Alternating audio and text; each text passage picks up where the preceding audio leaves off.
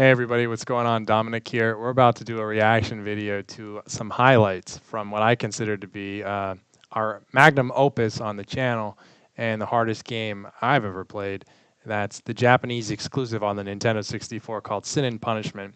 It's made by Treasure, the developers of Bangai-O, Ikaruga, and Gunstar Heroes on the Sega Genesis. We had a Twitch channel where we play the hardest games of all time, or games on their hardest difficulties, sight unseen. And I thought if we were able to beat this game on hard with turbo and frame skip modes enabled, that we'd win the Twitch VOD VIP contest. We tied for runner-up, which was cool because we got a hoodie and some other cool stuff. Yeah, this was probably the cornerstone of all the achievements that we've had done on the channel, and I still consider it to be probably one of the hardest things you can do in gaming.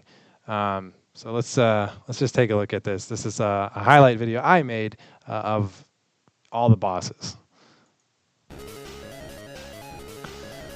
This is the boss at the end of Act 1, and just having to navigate through these blades coming out of the hot lava without having that giant comet hit you, and then aiming for that little piece all at the same time really was the first sign that this game was not going to be easy at all.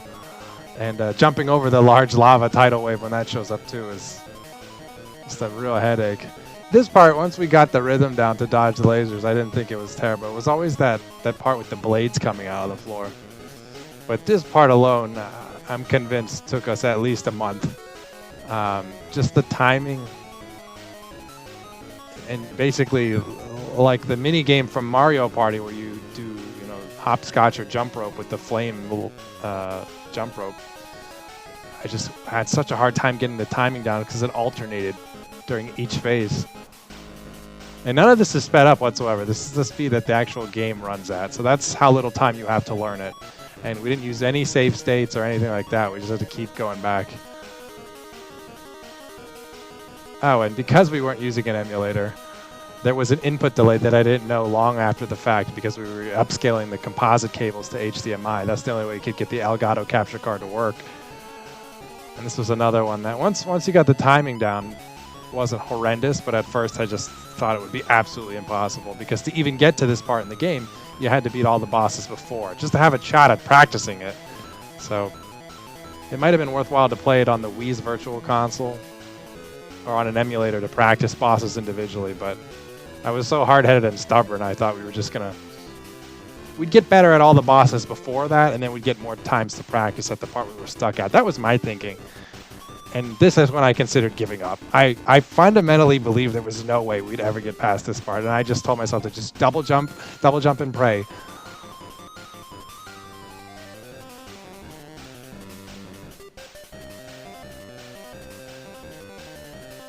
And I consider the boss that's coming up to be just the most broken thing in all of games. I didn't think it was beatable at the point after this, and you'll see why.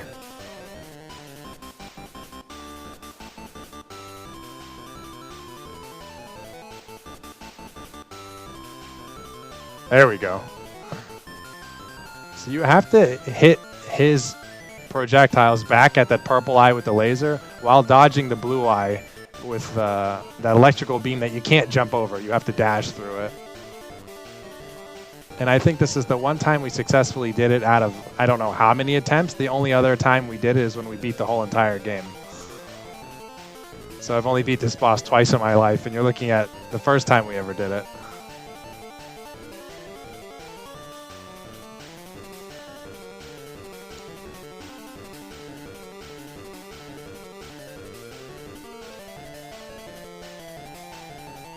And this one, once you recognize the pattern and get the timing down, you'll be all right. But at first, it was just so obnoxiously overwhelming.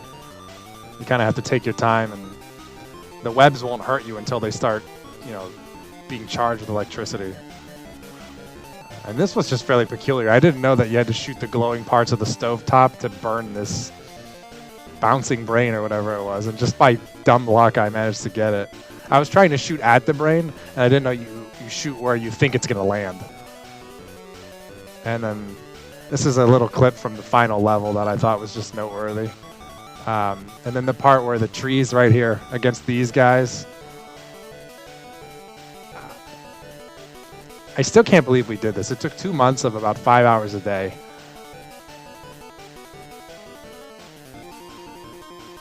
And here's the final boss. And it's the same thing as that one boss on the train. I've only beaten him twice. Once here, and then when we beat the entire game. And we actually managed to beat him pretty definitively here. For some reason, we had a ton of health left over. And we're actually using the weaker gun because it has a lock-on property, and I thought that just kind of saved time.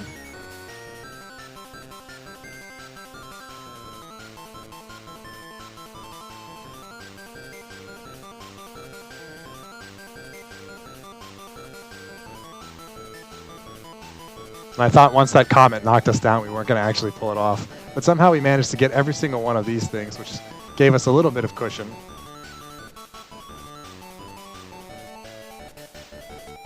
And I looked at my health and I looked at his and I thought we might be able to let a couple get past us as long as we stop all the ones in this big array of them. And somehow we did it. I don't know how we pulled it off, but that was really something else. Don't ever try to do that. Anyway, it was fun to revisit it, but I'm having like anxiety just watching it and remembering how ridiculously insane that whole 2-month period was. I was ready to just delete the channel because I was like, all right, this is getting a little out of hand with some of these, but by some miracle we were able to pull it off. And all I'll say is that company Treasure makes some incredible games. Like I said, whether it was Ikaruga, Radiant Silvergun, Gunstar Heroes, Alien Soldier, or this, Mischief Makers. I mean, everything that comes out of that company is insanely hard. Bangai-O. Oh, anyway, thanks for stopping by and thanks for watching. This was fun to revisit, but it's something that we'll never ever do again. Maybe as a joke, we'll play the sequel that came out on the Wii, but I don't see me breaking out this one anytime soon.